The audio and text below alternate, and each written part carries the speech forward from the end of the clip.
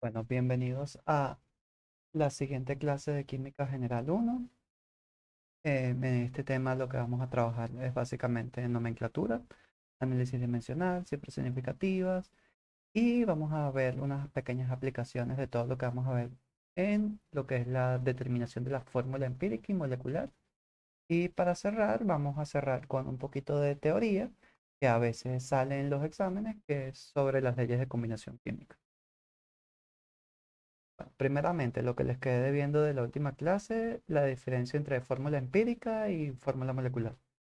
Primero, una fórmula es, formalmente, si somos muy estrictos a lo matemático, una fórmula es una lista de símbolos donde se indica la proporción relativa de cada elemento. Si me da un momento que voy a revisar, sí, ok, sí. Quería ver si alguien se une a la llamada que me pueda escuchar. Bueno. Es básicamente, tú tienes un elemento representado por su símbolo y bueno, le pones el numerito de átomos que están presentes y ya está. Y esos numeritos, si tú los relacionas, forman la proporción. Una proporción no es otra cosa que un número dividido entre otro, típicamente un número entero. Típicamente, no necesariamente es así. Bueno, la, la fórmula empírica no es otra cosa que la fórmula en la que se indica la proporción mínima de átomos en una molécula. Es decir, no puede haber menos átomos que la relación que indique la fórmula empírica. Eso lo vamos a ver más a detalle cuando lleguemos a la determinación de la fórmula empírica. Y la fórmula molecular te indica el número real que se encuentra en esa molécula, eh, que básicamente es esa cantidad. No necesariamente es una cantidad mínima, pero sí es la que tiene que tener una molécula para estar completa y tener ciertas propiedades. Entonces, básicamente, cuando tenemos las fórmulas, bueno, tenemos que empezar a nombrarlas, porque ajá, tenemos un montón de fórmulas y llegan a existir fórmulas, como las que veremos en un momento, que pueden ser un poquito complicadas de leer. Entonces les asignamos nombres. Hay algunas moléculas que son básicamente especiales y que desde siempre han tenido su nombre. Y la UPAC, la Unión Internacional de Química Pura y Aplicada, mantiene sus nombres como tales. Por ejemplo, el agua, el H2O, el amoníaco o el amoníaco, NH3, es una palabra de doble acentuación, así que como lo escriban está bien. El borano, BH3, la fosfina y la arcina.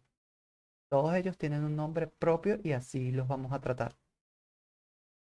Entonces no queda de otra sino aprendérselos de memoria. Lo que es la valencia. La valencia, la mal llamada valencia, que no lo quiero volver a escuchar más, es la capacidad de una especie de formar enlaces y no tiene nada que ver con lo que utilizamos aquí en nomenclatura. Puede que en algún punto de la vida tengan relación, pero no, el término valencia es un término pirata, está mal utilizado y no lo quiero volver a utilizar. No lo quiero volver a escuchar en este contexto de nomenclatura. Lo utilizaremos más adelante para, oh sorpresa, el segundo parcial. Lo que importa para la nomenclatura es el estado de oxidación, que no es otra cosa que el número de electrones que están en exceso o en defecto dentro de un átomo. Es básicamente si tengo más electrones, como les dije que demostrar, si tengo más electrones voy a tener un estado de oxidación negativo, una carga negativa, y si tengo electrones por defecto, es decir, tengo menos electrones, voy a tener una carga positiva. Recuerden que eso les dije que les queda a ustedes como tarea demostrarlo, que no es nada difícil, es bastante directo. Y así también desarrollan sus habilidades lógico-matemáticas. Entonces, básicamente hay unos estados de oxidación que son muy comunes y bueno, aquí les doy esa lista de los que son muy comunes. El óxido, que es oxígeno con carga 2 menos, con dos cargas negativas, es decir, el estado de oxidación es -2, se llama óxido, pero cuando se escribe como símbolo, se escribe primero el número y después el signo. Y eso lo que está diciendo es que el oxígeno tiene dos cargas negativas. Entonces, así se escribe en el símbolo y se escribe como número entero cuando vayamos a hacer una cuenta y si vamos a hacer cuenta. El peróxido no es más que O2 con dos cargas negativas, se llama peróxido, y nosotros sacamos una pequeña cuentica que es básicamente si hay dos oxígenos y ambos suman dos cargas negativas, no queda de otra que cada uno tenga una carga negativa. Y el fluoruro de hidrógeno, que básicamente por una propiedad que veremos también para el final del segundo parcial y también para el tercero, que es la electronegatividad, bueno, como el fluoruro es más electronegativo que el oxígeno, entonces el fluoruro le arranca electrones al oxígeno de esta manera en la que lo estamos viendo ahorita. Y después veremos que eso no es tan así, de hecho no es así. Eh, pero básicamente el oxígeno queda con carga positiva. Y por otros motivos que veremos más adelante, no se escribe OF y ya, sino como en algún punto de la vida en bachillerato, tal vez algunos le dijeron que esos dos se simplifican, no necesariamente se simplifican en todos los casos, y este es uno de ellos en el que no se simplifica. Este compuesto se llama fluoruro de oxígeno, y aquí el oxígeno tiene una carga de +1. El H+, que se llama hidrógeno o catión hidrógeno, también lo conocemos en el bajo mundo como protón, a pesar de que no es un protón en el sentido de una partícula, pero en el bajo mundo le llamamos protones y así se queda.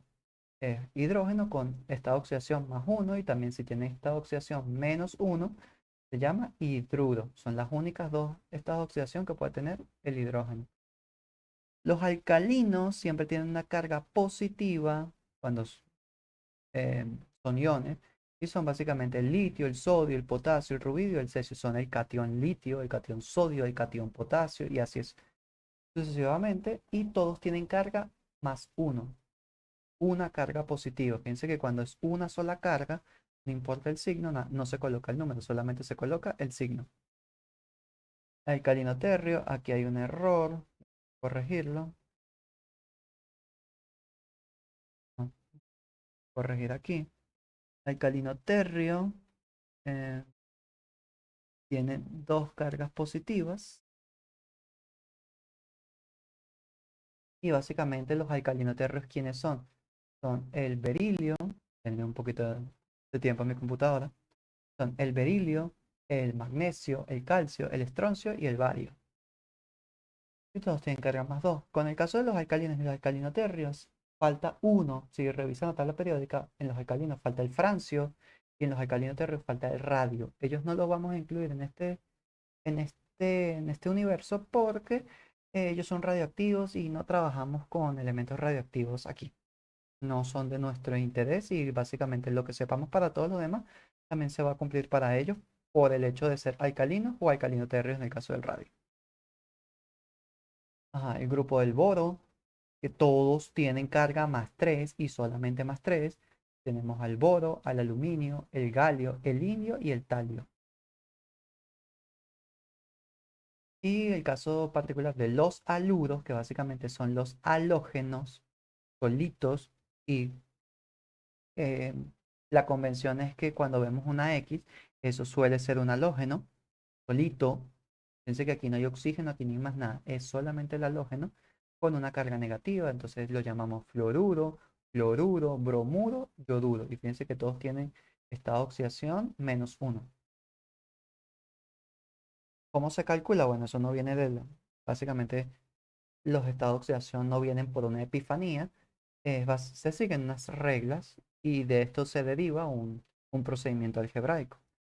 Básicamente te dice que cualquier elemento libre tiene estado de oxidación cero. Cuando yo les hable de oxígeno, les hable de nitrógeno, les hable de sodio y les diga que es metálico o es elemental, gaseoso, me estoy refiriendo al elemento solito, indistintamente de que sea un gas, que en los gases la mayoría son biatómicos, es decir, está por lo menos el hidrógeno es H2, no solamente H, el oxígeno es O2, que es el que respiramos, el nitrógeno es N2, Y son esos gases los únicos gases nobles los únicos gases que no son moleculares son los gases nobles. El resto, todos los gases son biatómicos. Entonces, cuando hablemos de ellos solitos, no digamos ningún nombre de ningún compuesto. Estamos diciendo que tiene estado de oxidación cero y no hay necesidad de indicarlo. Algunas veces lo indicamos y lo indicaremos para efectos de un ejercicio, pero no aquí, pero no hace falta indicar. En todo compuesto, lo que vamos a trabajar hoy, la sum, pues, el estado de oxidación del compuesto, la carga del compuesto es cero. Por lo tanto, la suma algebraica ponderada por la cantidad de átomos de los estados de oxidación es cero. ¿Qué quiero decir con suma algebraica ponderada? Exactamente la misma cuenta que ustedes sacan en el numerador de su índice académico.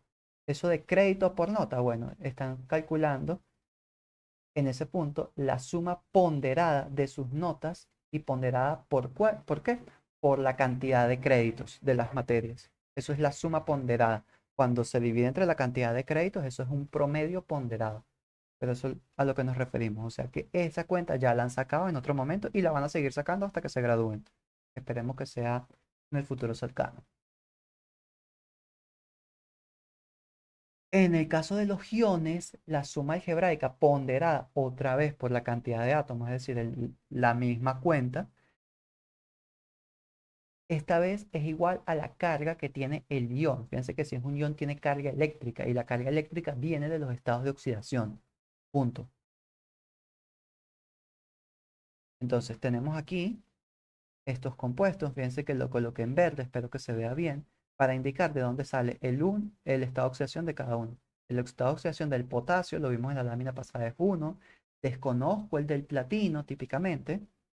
El del cloro, como está solito, fíjense que el cloro no tiene más nadie, entonces es -1. ¿Y qué es lo que hacemos? Ponderamos, es decir, 2 por más 1 más x menos o más 6 por -1. Todo eso es igual a 0 porque esto es un compuesto. Sacamos la cuenta que aquí está, nos da que x es igual a 4, es decir, el estado de oxidación del platino es 4 o más propiamente, más 4. Entonces lo escribimos como platino 4, se lee así, PT, que es el símbolo del platino. 4, que es su estado de oxidación, siempre acostúmbrense a escribir los estados de oxidación. Si no lo escriben como la carga, el número de carga, lo tienen que escribir como números romanos. Y los números romanos, lo voy a decir ahorita y no quiero situaciones después, van en mayúscula. Al que yo vaya escribiendo un número romano en minúscula, le pongo 0 en el ejercicio, porque se los estoy diciendo desde ya. La ortografía es, los números romanos van en mayúscula. Y si quieren saberlo, las minúsculas no existían para la época de los romanos. Las minúsculas son una invención, no me acuerdo si del medioevo o la primera etapa del Renacimiento en la que se quería ahorrar papel. Y evidentemente las minúsculas ocupan menos espacio. Pero las minúsculas son un invento moderno. Las mayúsculas es lo que siempre había existido.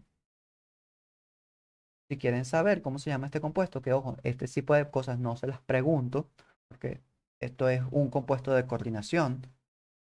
Se le deja a la gente que ve Química General 3 y a los licenciados en Química que ven Química General 3 solamente la ven.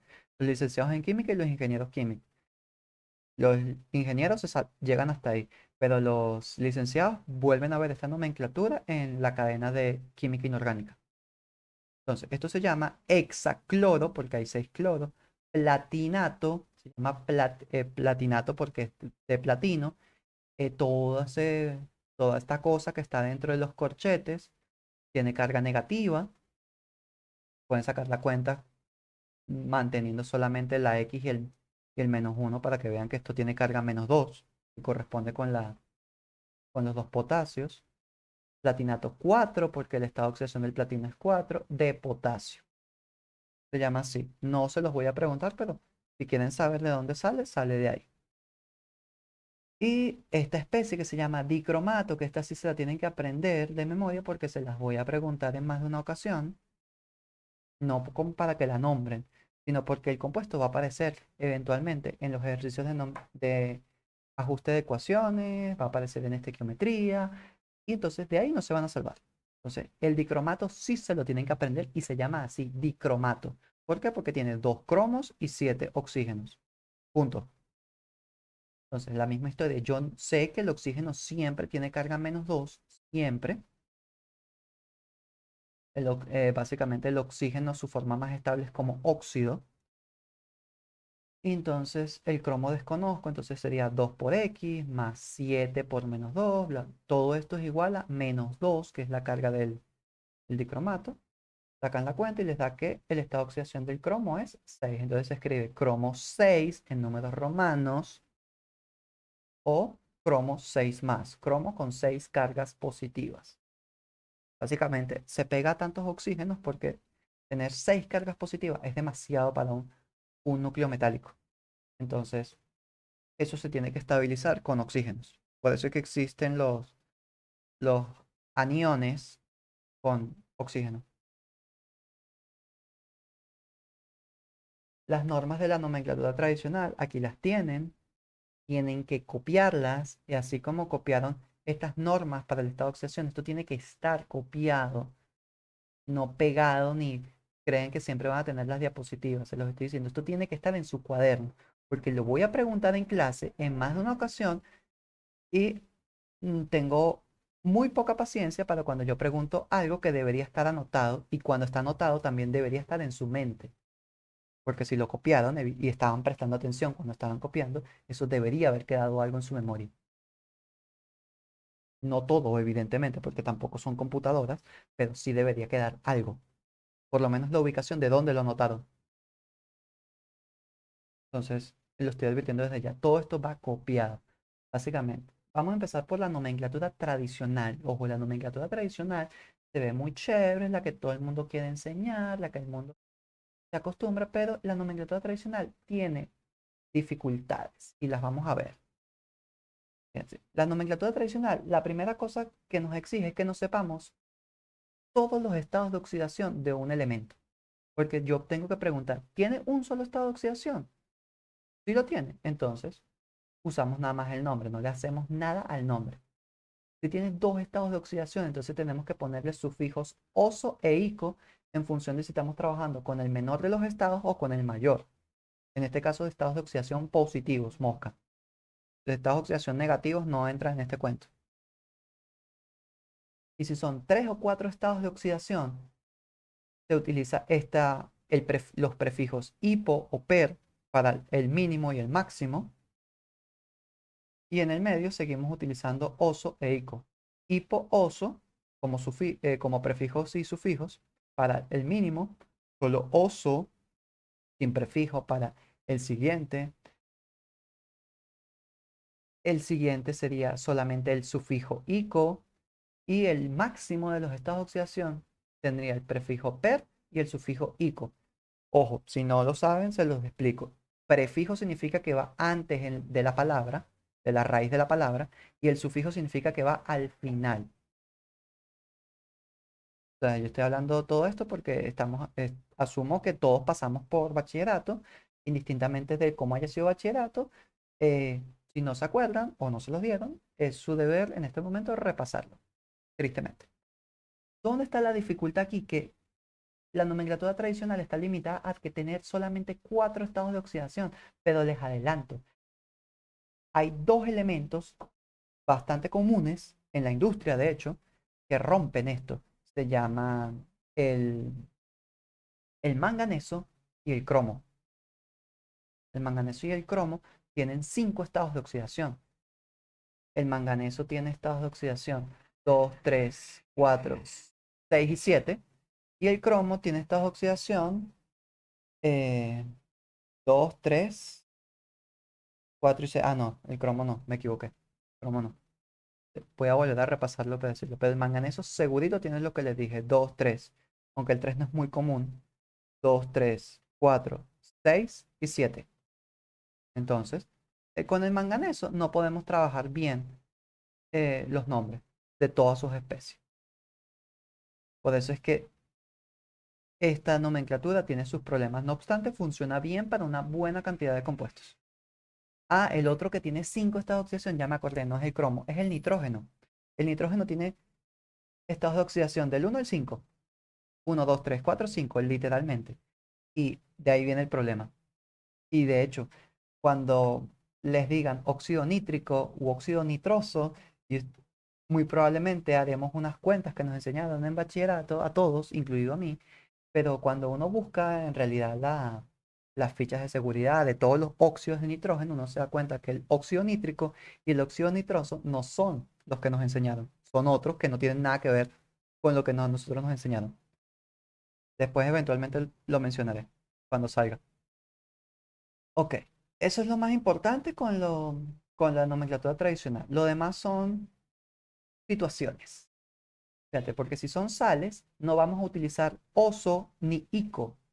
El oso lo vamos a transformar en ito y el ico lo vamos a transformar en ato. Quiere decir que no sería hipo-oso, sería hipo-ito y no sería per-ico, sería per-ato y lo que vaya en el medio.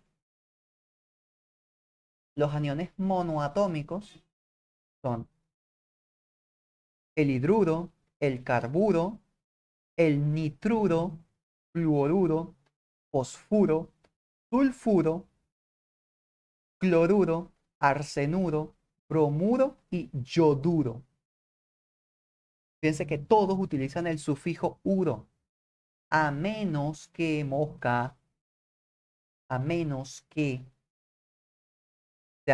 sean óxidos, sea un óxido. Si es un óxido, entonces no los vamos a llamar. Eh, si es un óxido, que básicamente son. No debí colocarlo, lo voy a cambiar. No tiene que ver que sea un óxido. eh, Estoy hablando de aniones. Entonces, es imposible que se una a un óxido. Estaba pensando en otra cosa. Eh, Mía, pobre computadora. Ay, ¿qué pasó?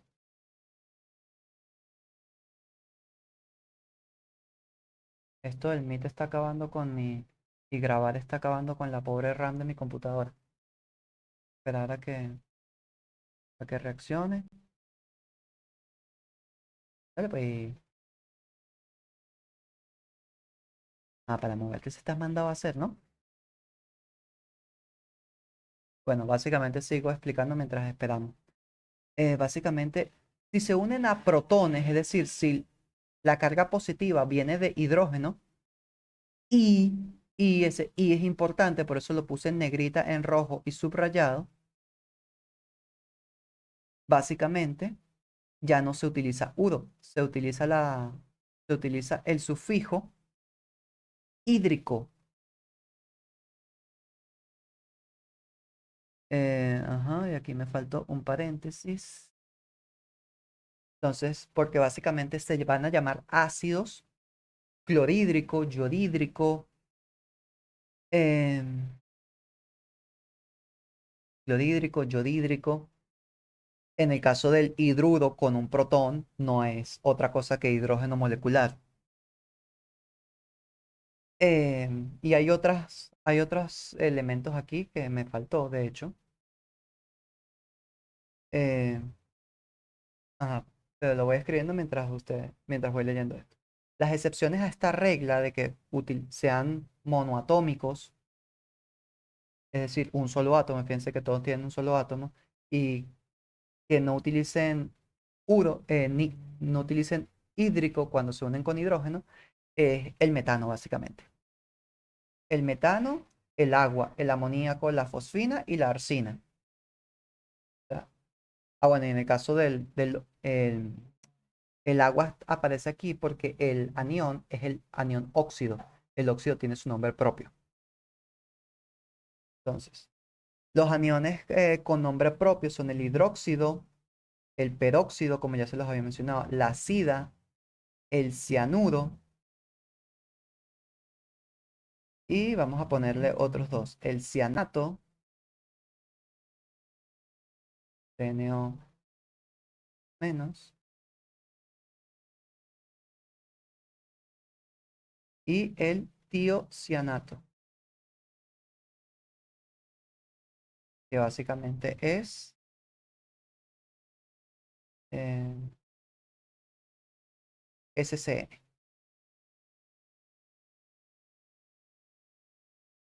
Entonces, esos son aniones que tienen su propio nombre, se los tienen que aprender, no tienen de otra.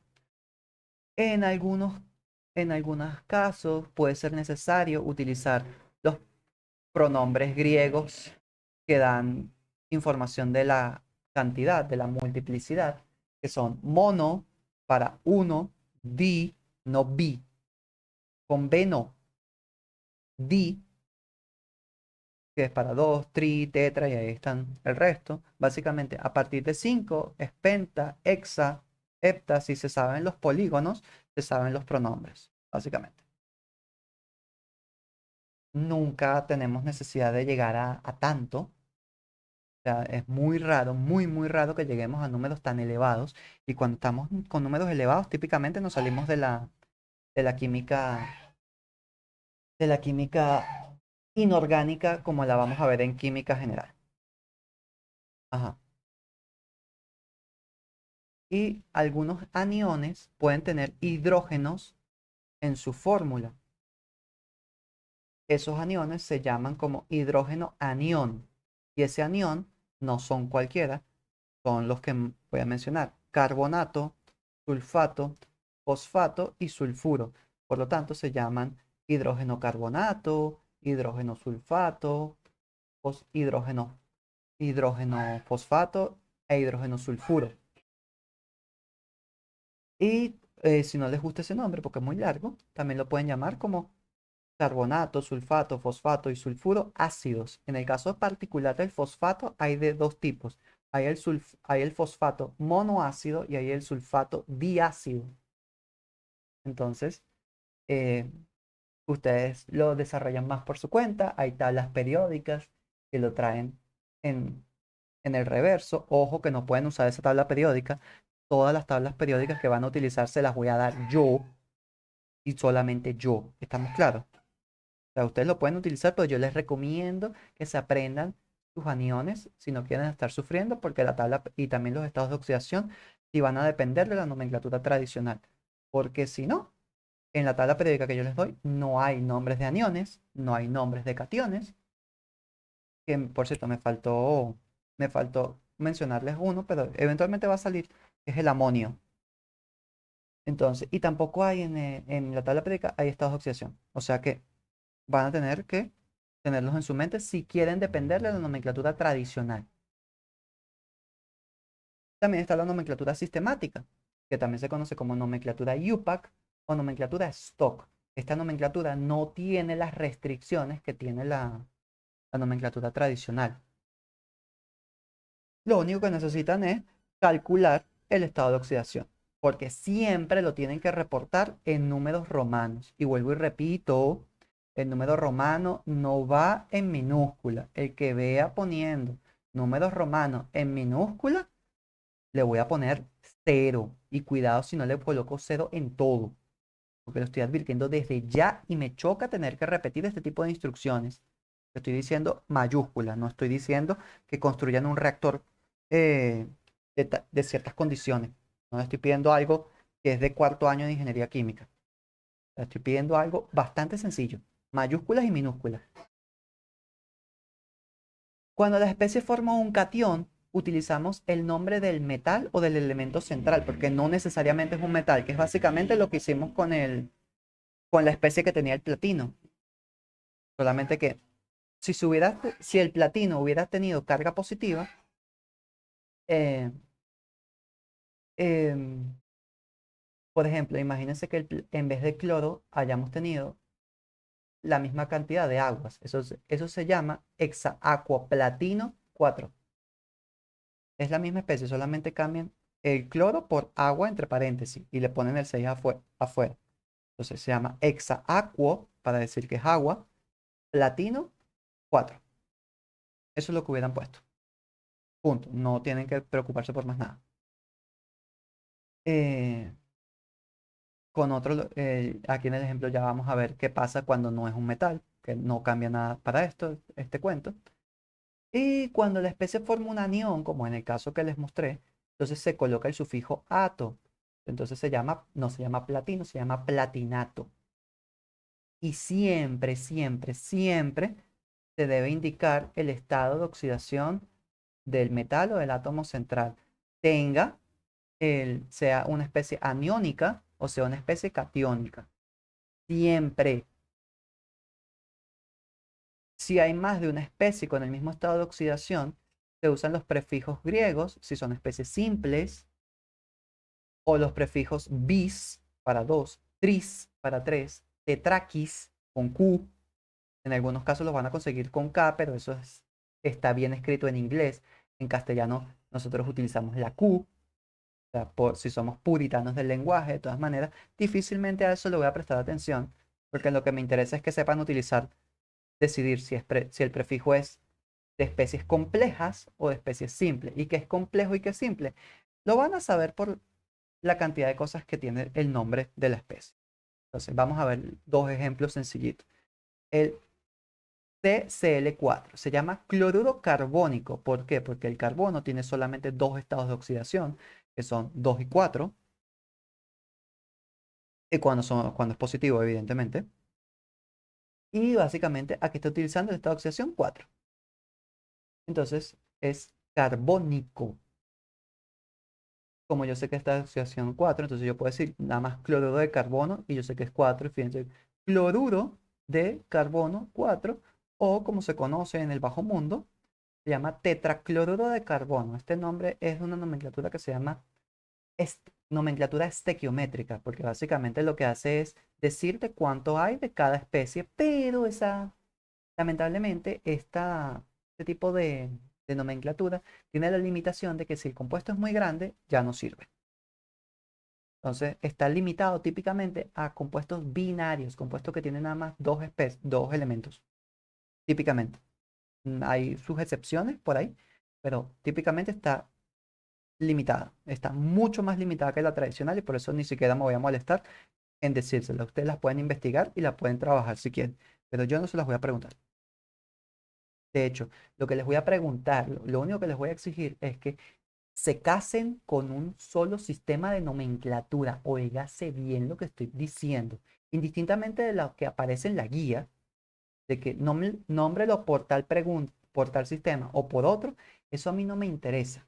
A mí me interesa es que si ustedes van a trabajar con nomenclatura sistemática, dominen la nomenclatura sistemática. Si van a trabajar con la nomenclatura tradicional, dominen la nomenclatura tradicional y mosca. Que si se salen de la nomenclatura tradicional por el compuesto que les di para que nombren, bueno, van a ver qué hacen. Pero básicamente tienen que casarse con una. Pueden trabajar los dos, pero yo les recomiendo que por favor solamente utilicen uno para que la trabajen bien. Si trabajan con más de uno, es a su riesgo de que las confundan en el examen y yo les coloque 0. Porque no tengo ningún tipo de perdón cuando corrijo nomenclatura. Ningún tipo de perdón. Y mientras más me pidan clemencia, más cruel voy a ser. Yo puedo tenerles clemencia en otra cosa, pero en nomenclatura no. Entonces, el sulfato de aluminio, básicamente Al2SO4 3. Básicamente esto es sulfato de aluminio. ¿Por qué? Porque SO4 es sulfato, no es otra cosa.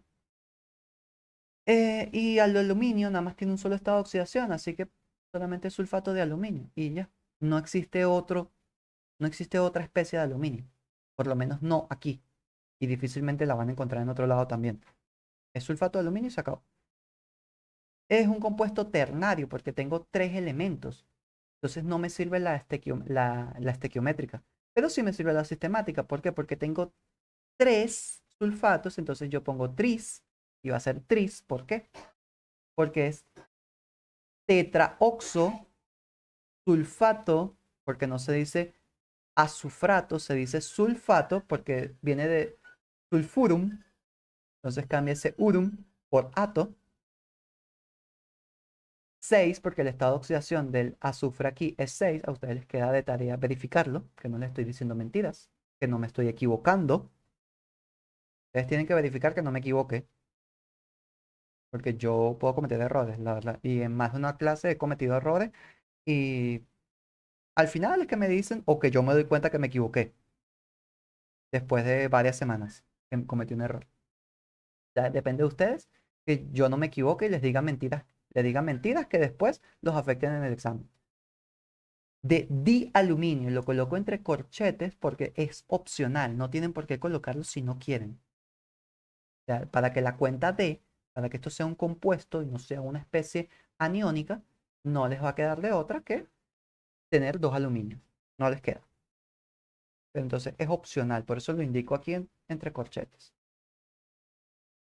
Ajá, bueno, finalizada la nomenclatura, a ustedes les quedan muchos ejercicios para practicar. Vamos a ver lo que es el análisis dimensional. Bueno, en la primera clase les hablé lo que es una magnitud. Aquí se los vuelvo a poner. Es una propiedad física que puede ser medida. Llamamos magnitud fundamental a aquella que no se deriva de ninguna otra y su valor está asociado a una constante física. En otro momento, si tuviéramos más tiempo, les hablo de eso, pero no hay demasiado tiempo. Ups, sí, yo había sacado una imagen, que ya no la coloqué, que básicamente tiene que ver con, la saqué con inteligencia artificial. Después la pego aquí y se las mando. O se las mando por correo cuando les mande todo. Básicamente, las magnitudes fundamentales son longitud, que se representa como variable dimensional, como L mayúscula, la masa, como M mayúscula. Todas las variables dimensionales son letras mayúsculas, masa, tiempo, temperatura, como ya utilicé la T, entonces no me queda de otra que utilizar una letra griega, que aquí tenemos la letra griega Z, la que llamamos teta, mal llamada tita, porque bueno, hay gente que no puede escuchar teta porque enseguida empieza a pensar cosas y bueno, es momento de madurar. Estamos como grandecitos para la gracia. Se llama teta la letra, aunque ese T no es un sonido duro, es un sonido suave, es teta. Bueno, parece como está entre una Z y una T, el sonido. Suena como cuando hablamos el, suena como cuando hablamos think, think en inglés, cosa y pensar, ese sonido de esa T, es un sonido suave. La intensidad de corriente y mayúscula, la intensidad luminosa vuelve a coincidir, vuelve a haber colisión en el nombre de la variable, así que le ponemos la J a la intensidad luminosa y la cantidad de sustancia, N. Después les mando la tabla con las constantes con las que están asociadas. Eso tiene una historia bien chévere que en otro momento, si hubiera sido presencial, se las hubiera dado, pero no tenemos ese tiempo ahorita. Las magnitudes derivadas son todas aquellas que se pueden expresar como productos de magnitudes fundamentales. Por ejemplo, la superficie, que es longitud al cuadrado, el volumen, que es longitud al cubo, la densidad, que es masa dividida entre la longitud al cubo, porque es masa entre volumen. Pero entonces se escribe como producto, así que tenemos que escribir las potencias negativas. La velocidad, que es longitud entre tiempo, pero entonces sería longitud por tiempo a la menos 1. Aceleración, longitud por tiempo a la menos 2. El momento, que es masa por velocidad. Fíjense que m es masa y lt a la menos 1 es velocidad. La presión es masa entre longitud a la menos 1. Masa por longitud a la menos 1 por tiempo a la menos 2. La energía es masa por longitud al cuadrado por tiempo a la menos 2. Básicamente eso lo ven bien en física, cuando sacan esa cuenta, los ingenieros químicos lo van a ver de nuevo en principio de ingeniería química y los licenciados en química van a ver esto nuevamente en química industrial 1. La carga eléctrica, que casi nadie la da, pero la carga eléctrica es corriente por tiempo. Entonces ahí está. Y hay muchas más, hay muchísimas más.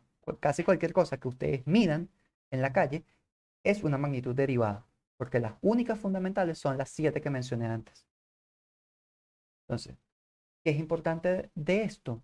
Más allá del análisis dimensional que nosotros no vamos a hacer ninguna cuenta, con esto se sacan cuentas, pero nosotros no vamos a hacerlo, es la conversión de unidades.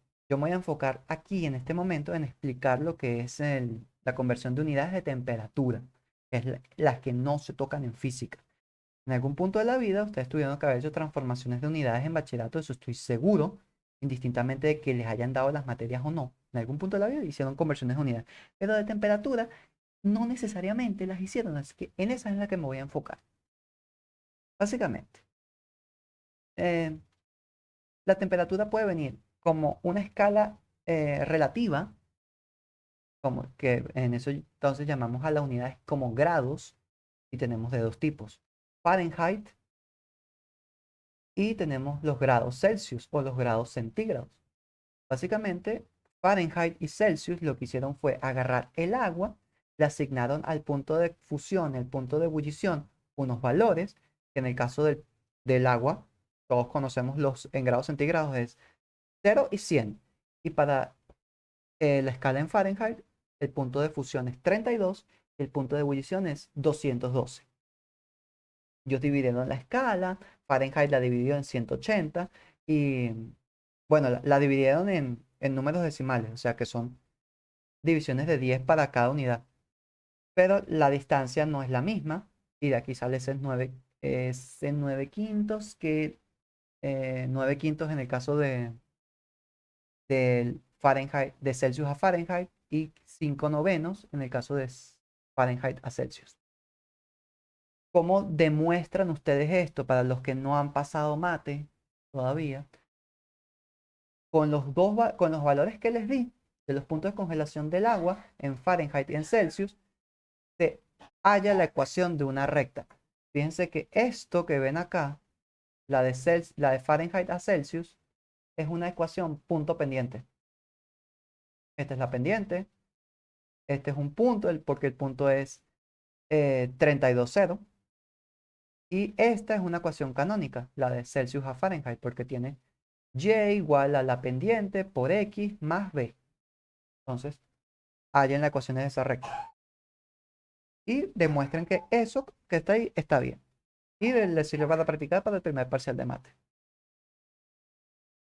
¿Qué pasa? En química y en termodinámica, donde todos van a trabajar con esto, no les sirve trabajar en grados Fahrenheit ni grados Celsius, porque no corresponden a medidas termodinámicas, corresponden a medidas de algo que a alguien se le antojó medir. Yo puedo agarrar y definir también mi escala de temperatura. ¿Y por qué no? No me sirve. Eso no nos sirve para trabajar en términos absolutos. Por eso se definió una escala absoluta donde tenemos Kelvin, que es la K mayúscula. Fíjense que aquí hay una K minúscula que se ve chiquitica. La K mayúscula es, a juro, Kelvin. Si yo veo cualquier otra K mayúscula que no sea de temperatura, les voy a poner 0, se los estoy diciendo. Y básicamente lo que tienen que hacer es, si van a transformar de Celsius a Kelvin, suman 273,15,15. O si van desde Kelvin hasta Celsius, réstenselo y ya está. Eso es todo. No hay más que decir. Y lo demás para transformar unidades, no de temperatura, sino de las otras, es básicamente aprenderse lo que en primaria conocíamos como la escalerita, que ahora ya no es una escalera en ese mismo sentido, sino que es toda esta tabla de múltiplos y submúltiplos. Dice que es simétrica, bla, bla, bla. Y lo único que cambia con lo que seguramente muchos de nosotros vimos en bachillerato, en primaria, es que kilo, hecto y deca ya no se escriben con mayúsculas, se escriben todos con minúsculas. A partir de mega, giga, tera, todos van con mayúsculas. Y en el caso de los submúltiplos, sí con minúsculas. El problema estaría que deci ya utilizaba la D minúscula. Y entonces a deca no le quedó de otra que utilizar DA. Este DK es porque viene de la página de internet donde la saqué, que no puse la referencia, pero básicamente no crean en este DK. O sea, lo hice para que fuera más rápido hacer esto y con todo eso meterle. Ojo, importante aquí, lo vuelvo a aclarar. Esto de estas letras que estoy colocando acá son variables, variables dimensionales, no son unidades de medida. Mosca, mosca con esto.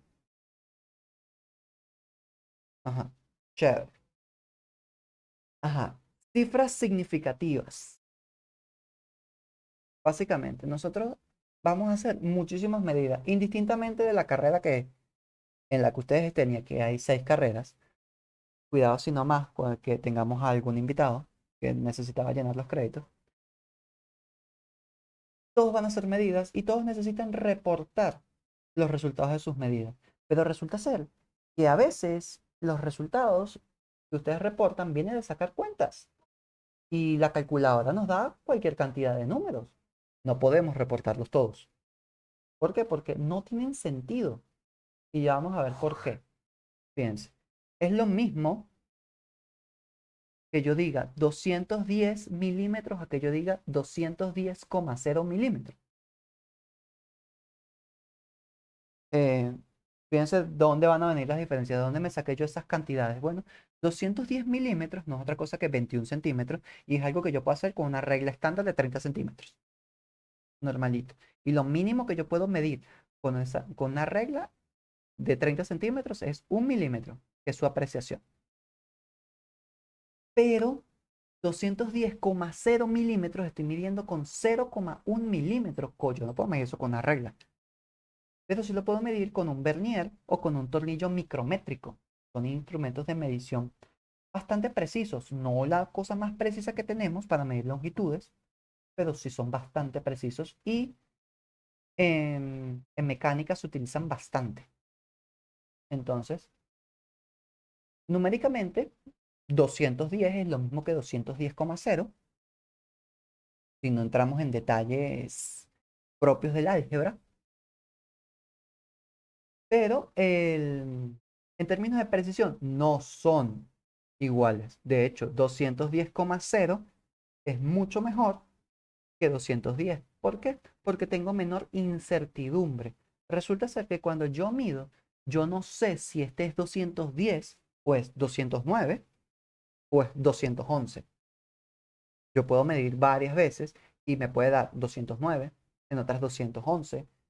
Y yo puedo estar así. Y con el 210,0, yo no sé si es 210,0 o si es 210,1 o si es 209,9. Entonces fíjense que la incertidumbre que tengo es mucho más pequeña mientras más cifras decimales tengo, mientras más cifras significativas tengo. Eso es hablar en términos de precisión. Entonces aquí vamos a tocar los temas de exactitud y precisión. Lo que es la exactitud es cuánto me separo yo, o sea, qué tan desviado, qué tan lejos quedé del valor que yo acepto contra el valor real. ¿Dónde me quedé? Es el valor reportado. Y el valor que yo acepto o el valor aceptado como real. Y ojo que aquí como real tiene ciertas implicaciones que en algún punto de la vida volveremos a hablar. Sobre todo cuando estemos resolviendo ejercicios y nos empiecen a dar valores distintos. O sea, pues no es que a mí me da 7 y a ustedes les da 45, no, tampoco así. Pero a mí me da 45,5 y a ustedes les da 45,6 o 45,4. Y yo les digo, eso está bien. O sea, porque tenemos una incertidumbre en la última cifra significativa. Esa incertidumbre no la podemos eliminar. Entonces, cuando decimos aceptado como real, no es porque sea el valor real, sino es porque lo hemos medido tantas veces que nosotros convenimos que, ajá, o sea, el valor real tiene que estar cerquita de ese número. Y entonces, como no podemos decir cerquita de, hacemos como en límites, decimos, bueno, el valor tiende a, por ponerle alguna analogía con matemática. La precisión no es otra cosa que cuántos, cuánto me desvío yo de todas las medidas sucesivas que yo he hecho, lo que se conoce en este campo como repeticiones o réplicas. O sea, yo no hago una sola medida, yo mido varias veces para estar seguro de que medí bien, porque uno puede medir mal. De hecho, idealmente, uno mide la primera vez y eso no dice nada. La segunda vez te está engañando. La tercera vez es la que desempata y te dice quién tiene la razón. Malo es cuando ninguna de las tres se parece y bueno, tienes que seguir midiendo hasta que logras tener una medida certera. Pero básicamente como tirar flechas a una diana. Y aquí de hecho lo vemos. Que típicamente este dibujo se enseña siempre que se habla de exactitud y precisión y mosca. Que si la memoria a mí no me falla, estos mismos dibujos están en la guía del laboratorio. De la primera práctica. O sea, para que no se equivoque. Aquí, ¿qué tenemos? tenemos que las flechas dieron no, ni cerca del blanco, solamente uno quedó medianamente cerca y todas las demás quedaron separadas entre sí y separadas del blanco, del centro. Entonces decimos que esto es inexacto o que no es exacto y tampoco es preciso, o lo que es lo mismo, es impreciso. O sea, aquí no hay ni exactitud ni precisión. Eso está mal, eso no es lo que buscamos. Ah, bueno, pero entonces ninguna dio en el blanco, ni de cerca, pero todas cayeron para el mismo sitio. Bueno, entonces si todas cayeron para el mismo sitio, eso es ser preciso. O sea, porque a donde estás apuntando le estás dando. Que no estás apuntando bien es otra cosa. Entonces, este no es exacto, es inexacto, pero sí es preciso. Esto lo que requiere es que afinemos un poquito la técnica para que llegues al valor que es. Dicen que aquí están todos alrededor del centro, pero están muy separados entre ellos. Entonces, podemos decir que en promedio es exacto, pero no es para nada preciso. Es bien impreciso porque, ajá, o sea, la pega en promedio, pero de que las flechas de verdad cayeron, no tenían que caer, olvídalo. Y el último, todas las flechas cayeron cerca del centro, muy cerca del centro y muy cerca entre sí, por defecto, porque si todas caen cerca del mismo punto, evidentemente tienen que estar cerca unas de otras. Entonces, esto es exacto y es preciso. Es básicamente lo que ustedes están buscando. Lo ideal es que ustedes siempre sean exactos y precisos en lo que hagan. Por lo menos que mejor, que traten de llegar a la exactitud, que mantengan la exactitud o que mantengan la precisión. Eso se puede corregir. Porque el problema de la inexactitud aquí, donde sí es preciso, es, ok, tienes que calibrar mejor tus equipos. Y el problema de cuando eres exacto, pero no eres preciso, el problema es que lo estás haciendo seguramente muy apurado. Tómate un poquito más de tiempo. Cuando no eres ni exacto ni preciso es porque estás haciendo desastre. Esto sí es verdad que no tiene perdón de Dios. Entonces, ¿qué ocurre? Hay unas reglas para definir el número de cifras significativas. Básicamente, en el laboratorio, ustedes no pueden, si están midiendo con precisión de 1 milímetro, no pueden aparecer décimas de milímetros. O sea, por ahí. Y eso les va a dar una cantidad de cifras significativas. Y después, cuando hagamos cálculos, bueno, vamos a tener que mantener las cifras significativas de una manera. Pero para poderlas mantener, tenemos que primero contarlas. Para contarlas, básicamente, todo lo que es todo cero mm, a la izquierda de la primera cifra significativa no nula. Es decir, tiene 0,0000001. Bueno, todo ese montón de ceros que dije antes no cuenta. También si tengo 0,000001, tampoco cuentan. No son significativos. Empiezan a ser significativos después del 1. Todo dígito no nulo es significativo. Es decir, si aparece un 1, 2, 3, 4, 5, 6, 7, 8, 9, es significativo en todo momento, en cualquier posición. Punto. Los ceros que están entre cifras no nulas, es decir, si yo tengo, por ejemplo, un 0,101, el primer cero no es significativo, pero el que está entre los dos unos, porque es 101, ese cero del medio es significativo. Y si están ceros a la derecha, siempre son significativos para nosotros. O sea, porque fíjense, y el ejemplo estaba aquí, el 10,0, el 210,0, este coma cero es significativo, porque nos está diciendo que estamos midiendo con un aparato bastante preciso y puede ser coma cero cero con varios ceros. Entonces, son significativos siempre que estén a la derecha. Déjame ver un momentico la hora. Ok, ya llevo una hora. Eh, eh, no me falta demasiado, lo prometo. Lo que hay unos ejemplos que quiero llevarlos. Ah, ajá, bueno, los ceros a la derecha son significativos. Aquí lo importante, las 5, las 6 y las 7 son las que más les interesan, porque las primeras 4 son para contar. Y yo creo que aquí que todos sabemos contar. Luego de una suma o resta, porque toda resta es una suma, pero por si acaso no lo saben, se los coloco ahí. El resultado conservará el mínimo de cifras decimales. entre los operandos. Quiere decir que con sumas y restas, a mí me interesan solamente los decimales. El que tenga menos decimales es el que dice cuántos decimales tiene el resultado. Punto. Si uno de los operandos no tiene decimales, el resultado no tiene decimales. Si el que tiene menos decimales tiene 5, el resultado tiene 5 decimales. Punto. Luego una multiplicación o división, aquí no importan los decimales, sino que importan todas las cifras. Básicamente te vas a quedar con la menor cantidad de cifras significativas. Si, si uno de los operandos tiene 3 cifras significativas y el otro tiene 7, bueno, tristemente te tienes que quedar con 3 cifras. Tristemente. Se acabó. Punto. No peleen con eso, se acabó. Si tienen, si tienen objeciones, supérenlas. Y la última regla es que para muchos casos la notación científica puede ser necesaria si queremos tener el número correcto de cifras significativas, porque a veces tenemos que tener 3 cifras significativas, pero el resultado nos dio 1492.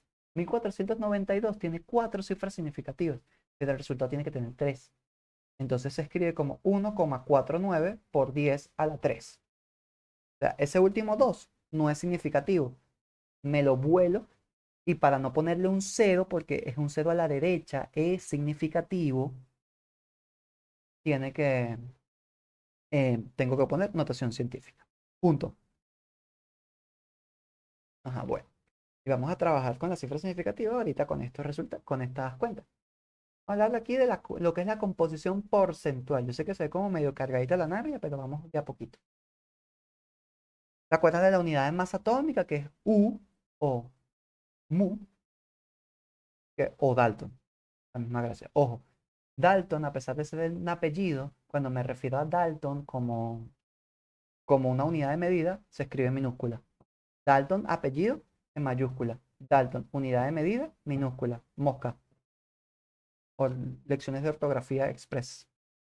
Entonces, esta es la equivalencia que habíamos visto. Básicamente la unidad de masa atómica es básicamente la 12ª parte de un átomo de un isótopo de carbono 12. La 12ª parte, por eso pongo carbono 12 entre 12.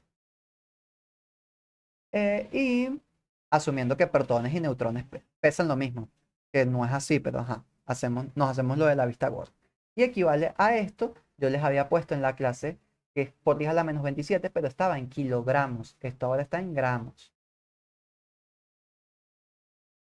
Ah, Nos interesa también, antes de pasar a lo que es la composición porcentual y ver la determinación de masas de, de fórmula empírica y molecular, nos interesa ver primero la masa atómica promedio.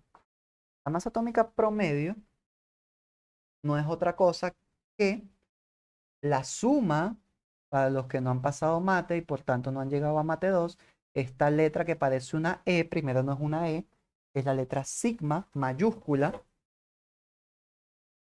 y no suena ni como una E. De hecho, la letra sigma es el equivalente griego de la S. Es la suma de las masas de los isótopos, M sub I, por la abundancia isotópica, que es la letra griega chi, conocida por muchos como chi, pero no se pronuncia chi, se pronuncia ji, con J. Los que estudian estadística le dicen chi, pero no es chi. Entonces, más cultura general. Entonces, agarran la masa del isótopo por su abundancia isotópica y suman los resultados. Por ejemplo, tenemos aquí, ¿quiénes son los I? Carbono 12 y carbono 13. Existe el carbono 14, ¿cómo no? Pero el carbono 14 es radioactivo, así que no va a entrar en esta cuenta. ¿Por qué? Porque eh, no es precisamente por el hecho de que sea radioactivo, sino porque su periodo de descomposición, o sea, ser radioactivo significa que deja de ser carbono, se convierte en otra cosa. Y se convierte en otra cosa en un tiempo que es comparable con la vida del ser humano. Por lo tanto, eh, no podemos incluirlo en la cuenta porque lo medimos, si cambia justo a la mitad de nuestra vida, si se descompone, vamos a perder masa. Entonces no podemos considerarlo en la cuenta. Punto. No hacemos lo de la vista gorda y bueno, de ahí también vienen ciertas variaciones. Ajá. Estas son sus masas en Dalton y estas son sus abundancias isotópicas en porcentaje. Que ojo que no nos sirve en porcentaje, nos sirve es como fracciones. Por lo tanto, tenemos que dividir todo entre 100. Sacamos la cuenta, 12 por esto entre 100, que es 0,98892, y el 13,00335, bla, bla, bla, 1,108 entre 100 es 0,01108. Ahora sacamos la cuenta y da 12,011,011 Dalton. Y bueno, en la tabla periódica que les voy a dar, van a encontrarlo como 12,010. O en otras tablas periódicas, en la extensa mayoría, está como 12,01. Pero fíjense que el valor es el que es. No, de ahí sale el valor. Por eso es que todos las masas atómicas de la tabla periódica tienen decimales y algunas que habíamos visto no tienen decimales. Es por eso. Porque las que vemos en la tabla periódica son las promedios, porque resulta ser que en la naturaleza no consigues carbono 12. Eso no existe. Existe carbono 12 mezclado con carbono 13 en esta proporción. 98,892% es carbono 12 y el 1% restante es de carbono 13. Punto. Y eso, esa masa, la que está en la tabla periódica, es la que vamos a utilizar para sacar nuestras cuentas de masas moleculares. En este punto, masas moleculares o más apropiadamente las masas de las fórmulas. Las masas asociadas a las fórmulas. Porque una fórmula no es otra cosa que una lista de elementos. Bueno, justamente, si es una lista de elementos, es como ir a hacer mercado. Ustedes agarran, tienen una bolsa, esa bolsa va a ser su compuesto una vez que ustedes le coloquen todos los elementos que lleva. Esta bolsa, por ejemplo, lleva 2 de hidrógeno, 1 de azufre y 4 de oxígeno. Y eso es ácido sulfúrico. Típicamente lo llamamos ácido sulfúrico porque nadie, eso es mentira que alguien los va a llamar ácido tetraoxo sulfato 6 de hidrógeno. Nadie lo va a llamar así. Se llama ácido sulfúrico porque, ajá. Bueno, básicamente, fíjense que están en colores, justamente para que vean de dónde viene. El hidrógeno pesa 1,0079 y hay dos. El azufre es uno solo y pesa 32,065. Y el oxígeno que está en rojo son 4 y pesan cada uno 15,999. Fíjense que si lo ponemos con 4 cifras significativas, es 16,00. Pero vamos a trabajar en este curso con 5 cifras significativas o más. Si consigo una tabla periódica que tenga más cifras significativas en las masas atómicas, mejor. Que mientras más trabajemos con eso, mientras más cifras significativas tengamos en nuestros números, más precisos van a ser nuestros resultados. En algunos casos no hace falta trabajar con tanto, pero, ¿sabes? Siempre mejor que sobra que falte. Ajá. Excepto el socialismo, eso sí no hace falta que sobre. Ajá. Entonces, sacamos la cuenta, voy poco a poco. En la calculadora ustedes lo pueden poner directo y les da directo 98,0768 Dalton. Fíjense que aquí, legalmente hablando, deberíamos aproximarlo a 0,77. ¿Por qué? Porque es una suma de cosas que tienen 3 decimales como mínimo. Entonces nos tenemos que quedar con 3 decimales, no con 4. Pero aquí no nos importa porque a donde quiero llegar es a la composición centesimal o composición porcentual respecto a un elemento o eh, respecto de un elemento, que es básicamente cuánto contribuye ese elemento a la masa de la fórmula. Es decir, si todo pesa 98, bueno, el hidrógeno contribuye con 2, el azufre con 32 y el oxígeno con 64, redondeando, porque ajá, para no decir todos los números. Entonces podemos calcular la composición centesimal de cada uno de esta manera, como lo vemos aquí. Sacamos la cuenta, bla, bla, bla. Y aquí como es multiplicación, como es una división, el, eh, tenemos que quedarnos con la menor cantidad de cifras significativas. Y mosca aquí. Este 2, este 1, este 4 y este 100. A pesar de que pareciera que tienen, en el caso de los primeros, tienen una sola cifra significativa y el 100 tiene 3, pues déjenme decirles, señores, que esos 2, 4 y 1 son constantes en los términos de que no son cantidades que vienen de medidas, sino son números puros en el sentido matemático y por tanto tienen infinita cantidad de cifras significativas. Es decir, que ellos no van a determinar nada. La cuenta siempre va a estar en lo que nosotros midamos o calculamos a partir de nuestras medidas. Entonces, en el caso del hidrógeno, aquí hay 5 cifras significativas y abajo hay 6. Nos vamos a quedar con 5. Entonces deberían ser 2,0553. Fíjense que 4 decimales y un 2 son 5 cifras significativas. Sacamos la cuenta con el azufre, bla, bla, bla. Redondeamos. Aquí este 7 debía haber quedado separado por un espacio, porque cada 3 decimales se coloca un espacio. De hecho, cada 3 cifras en un número muy largo se colocan espacio. Y aquí entre el 0 y el 9 también debió quedar un espacio. Y creo que sé por qué no quedó.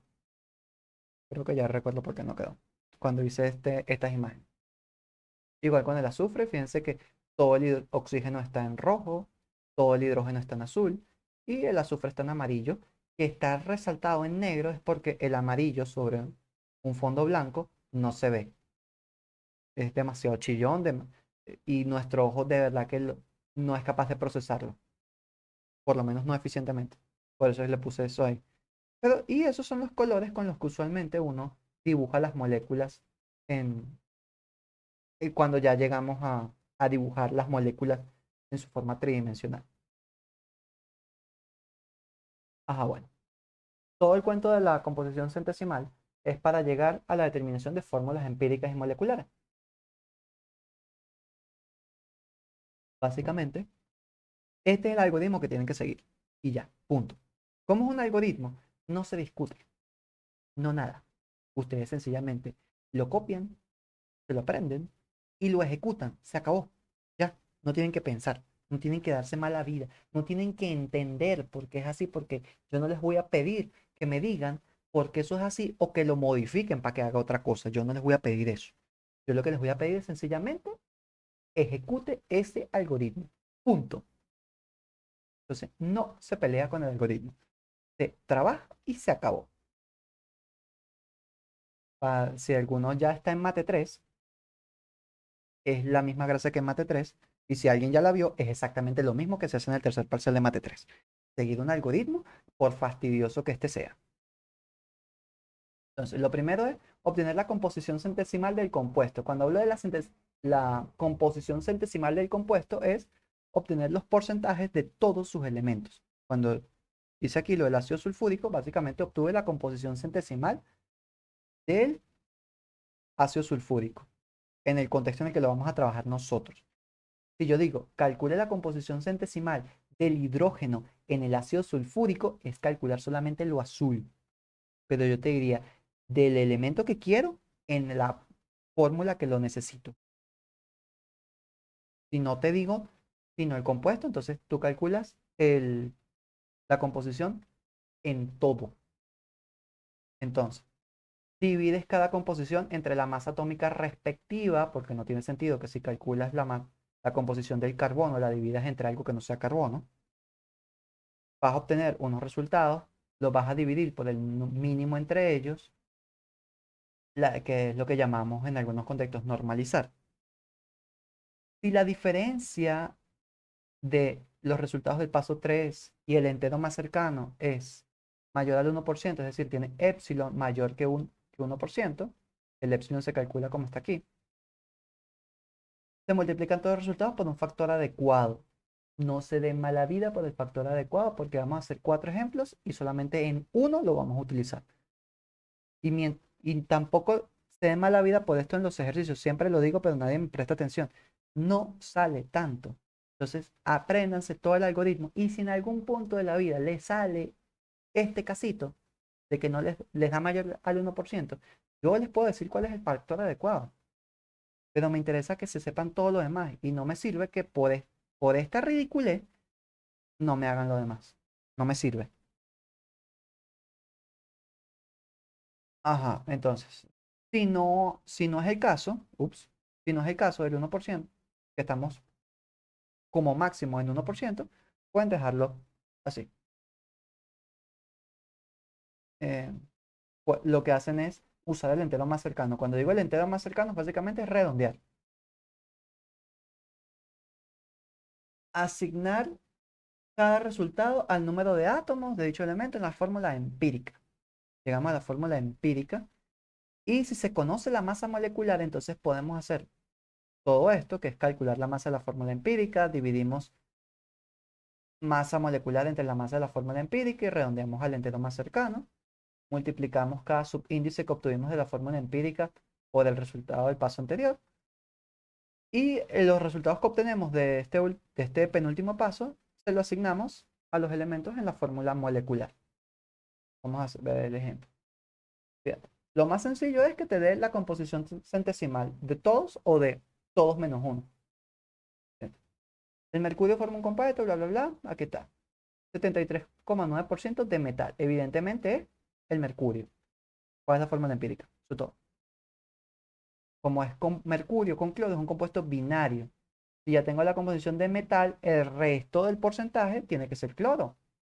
Entonces, hay esto de mercurio y hay esto de cloro. Dividimos entre sus masas atómicas, promedio. Aquí están. Está esto. Dividimos entre el menor de estos dos resultados, el menor es 0,368. Naturalmente esto da 1 porque estoy dividiendo entre el mismo. Y este convenientemente da 2 exacto. El error que cometo por redondear es 0% porque ya dieron números enteros. Y por tanto, hay un átomo de mercurio y 2 de cloro. La fórmula empírica no es otra cosa que HgCl2. Ya está. Eso es todo. No tiene nada de complicado. Vamos a complicarlo un poquito más. A ver qué sale. Bla, bla, bla, benzoato de metilo, tienes esta masa y esa masa está compuesta de tantos gramos de carbono, de hidrógeno y de oxígeno. ¿Cuál es la fórmula empírica? Si nosotros notamos que todas esas masas que nos dieron, todas juntas, suman la masa de la muestra. Entonces, básicamente podemos utilizar esas masas para calcular la composición centesimal del benzoato de metilo. Y en este caso, el oxígeno no tenemos por qué calcularlo como una división, como hicimos los demás. El oxígeno lo podemos calcular por diferencia, porque es el tercer elemento de un compuesto ternario. Entonces ya tenemos dos. El tercero siempre lo podemos sacar por diferencia. Y eso me garantiza que todos los porcentajes sumen 100. Si lo sacan por división, es decir, 1,251 entre 5,325 por 100, les va a dar 23,49. Cuando sumen, les da 99,99. Y les da exactamente igual. De hecho, les queda a ustedes de tarea cambiar este resultado por 23,49. Dense cuenta de que se obtiene ese 23,49 de la división y que les da exactamente igual. Van a cambiar algunos numeritos en el proceso, pero les va a dar lo mismo. Fíjate. Dividimos todo entre las masas atómicas, dan estos resultados. No tenemos por qué darnos mala vida con las cifras significativas aquí. Fíjate que aquí da 4, aquí da 4 exacto aquí. Aquí da 4,003, que es este 3 para que veamos el cálculo. Y aquí da 1 porque estoy dividiendo entre el mismo. Fíjense que el que, el que utilizamos para dividir, ni siquiera tienen que sacar la cuenta. Ustedes pueden directamente colocar que es 1. Fíjense que aquí como ya dieron números enteros, el error es 0%. Y aquí es 0,08% por redondear a 4. Básicamente, este es el valor obtenido y este es el valor esperado. Yo esperaba que me diera 4, pero me dio 4,003. Si yo meto esos números aquí, valor obtenido, 4,003 menos valor esperado 4, entre 4 por 100, todo eso da, si lo meto en la calculadora bien, me da 0,08%, que claramente es menor que 1. Entonces no hay problema. Entonces son 4 de carbono, 4 de hidrógeno y 1 de oxígeno. La fórmula empírica del benzoato de metilo es esto. Y si quieren saberlo, la fórmula molecular es exactamente el doble. S8, H8 o 2. Ajá. El análisis por combustión. Bueno, ese es básicamente lo más difícil que yo les puedo poner. Que tienen que sacar unas cuénticas aquí. ¿Por qué? Porque, por ejemplo, el ácido ascórbico, también conocido como vitamina C, es un compuesto que solo tiene, bla, bla, bla, carbono, hidrógeno y oxígeno. La combustión de un gramo, 1,000 de del ácido ascórbico, genera 1,500 gramos de óxido carbónico y 0,405 gramos de agua. Determina fórmula empírica. Bueno, lo primero es escribir la fórmula para que podamos trabajar. El óxido carbónico, ya habíamos hablado de que como es carbónico, es carbono con su mayor estado de oxidación, que es 4. Por lo tanto, tiene que ser CO2. No queda de otra. Porque si fuera con estado de oxidación 2, sería solamente CO. Después ustedes van a empezar a notar esos cuentos, que cuando tiene estado de oxidación 4 y se une con oxígeno es esa especie, digamos M, o 2. Ustedes van a empezar a notar esos patrones siempre y cuando hagan suficientes ejercicios. Si no, nunca lo van a notar. Y el agua es H2O porque todos sabemos cuál es el agua. Básicamente, la combustión no es otra cosa que agarrar el compuesto. Olvídense, esta X, Y, Z, lo puse para ser un poquito consistente con la manera en la que se escriben las fórmulas, pero en realidad puedo haber escrito vitamina C, reacciona con oxígeno y produce dióxido de carbono y agua. Ahí está. Por cierto, el carbono se suele representar con el color negro y el hidrógeno y el oxígeno con esos colores. Entonces, fíjense que el hidrógeno y el carbono van a parar respectivamente al agua y al dióxido de carbono, completamente. Pero el oxígeno viene del compuesto y viene también del, del oxígeno que se utiliza para la combustión. Así que ustedes no saben qué oxígeno está para este lado. Entonces, solamente pueden calcular la proporción em, ay, de dióxido de carbono y de agua y de carbono en el dióxido de carbono utilizando esta relación. Eh, lo que obtuvieron, dióxido de carbono o agua, respecto de lo que tenían de muestra, en este caso vitamina C. Y la composición centesimal, que es básicamente lo que tienen aquí, multiplican por la composición centesimal del elemento que les interesa, del carbono en este caso, en el dióxido de carbono.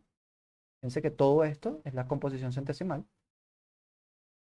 Y esta es la composición centesimal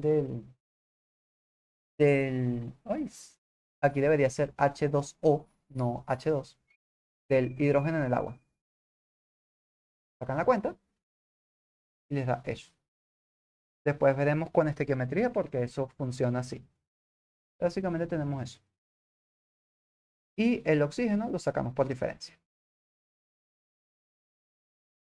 Dividimos entre las masas atómicas. Dividimos entre el menor. Fíjense que aquí 1,32 va a haber un problema. Porque si yo redondeo a 1, aquí no cometo ningún error. Aquí no cometo ningún error porque aquí dio 1,000. Y fíjense que no era la misma cantidad. Pero es una diferencia tan absurda que no importa. O sea, no se va a ver. Los decimales que tome, tomo 4 o 5, no se ve. Ya tomar 4 decimales en este tipo de cuentas, ya 4 cifras significativas, ya es bastante. Si no ven ningún cambio, déjenlo así. De todas maneras, ya con 2 decimales, es suficiente para observar lo que quieren observar. Por ejemplo, aquí. Cuando lo llevan de 1,32 a 1, que es algo que lo pueden redondear, porque es el entero más cercano, el error que cometen es de 32%. Entonces vuelven a hacer la cuenta, tienen tiempo y se dan cuenta que era 32. Y bueno, eso evidentemente es mayor que el 1%, no me sirve. Pero yo me voy a fijar en esto. 1,32 se parece a 1,33 y 1,33 es parecido a 4 tercios. Entonces, ¿qué pasa? Para que me quede un número entero, yo podría multiplicar todo por 3. Y fíjense que si multiplico por 3 todo, porque si multiplico uno tengo que multiplicar a los demás, me queda 3 exactos, no cometo ningún error. 3 exactos, no cometo ningún error. Y aquí me quedaría de 1,32 pasamos a 3,96, que cuando lo redondeo a 4, el error que cometo es exactamente el 1%. Porque en el denominador del cálculo quedaría 0,04 entre 4 por 100, eso da 1%. Exactamente. Quiere decir que lo logré. ¿De dónde me saqué yo este análisis? Ya lo vamos a ver en las siguientes diapositivas. Y básicamente, como ya cumplimos con que el máximo del error es 1%, esta es la fórmula del ácido ascórbico. C3H4O3. Fíjense que es la primera vez que sale y es el tercer ejemplo. Y el último no tiene esto. Fíjense, los factores adecuados. Ustedes tienen que ver la parte decimal. Si la parte decimal se parece a esto que está aquí, a 0,5, 0,33, 0,66, 0,25, 75, 20, 40, 60, 80, 16, 83, esta catorcera de números, que es nada más para el 7, porque el 7 es una porquería de número primo. Yo lo detesto. Será el número de la suerte, pero como número, como divisor es horrible. Eh, Esto es para estos en el caso de 8 y estos en el caso de 9. O sea, si observan un patrón decimal que se parezca a esto, el factor que ustedes necesitan está aquí. Y yo les saqué esa cuenta. Porque básicamente todo se reduce a encontrar una fracción generatriz. Entonces, ustedes no tienen que hacer eso, ya yo los dije. Aprenden esto y no vale la pena que se martiricen por esto. Yo les puedo dar el factor en el examen si quieren. Lo que me interesa es que se sepan todo lo demás. Así que espero que ustedes sean los primeros que me hacen caso. Ok, bueno. El siguiente ejemplo. Determinación de la fórmula molecular, porque hasta ahora hemos calculado fórmula empírica. Bueno, se determinó experimentalmente, bla, bla, bla, que el ácido ascórbico tiene 176 Dalton de masa molecular. Con los datos del ejemplo anterior, determine la fórmula molecular. Y ojo que el ejemplo 4 y el ejemplo 3 eran un mismo ejercicio en el libro. Yo los dividí entre dos para poder ilustrar todo. Entonces, tenemos los resultados. Como tenemos los datos del ejercicio anterior, tenemos el resultado anterior. Lo que tenemos que hacer es el 6A, calculo la fórmula, la masa de la fórmula empírica. Aquí está. Ahora divido molecular entre empírica. Da 2,00. Y me puedo valer del hecho de que 176 nada más tiene 3 cifras significativas.